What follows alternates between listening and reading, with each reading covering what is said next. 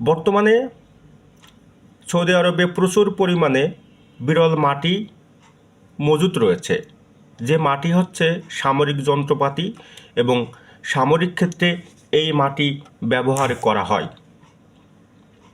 এবং বিশ্ববাজারে বিরল মাটির যে বাজার রয়েছে তার 95% হচ্ছে চীনের দখলে।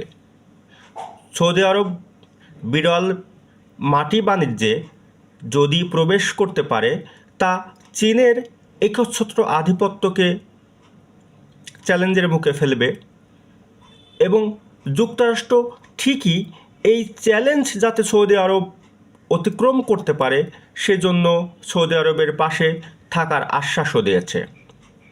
এটি হচ্ছে যে যুক্তরাষ্ট্রের প্রযুক্তিগত সহযোগিতা কাজে লাগিয়ে সৌদির বাজারে একটি ভারসাম্য প্রতিষ্ঠা করা এবং চীনের বাজারটাকে দখল করাই মূলত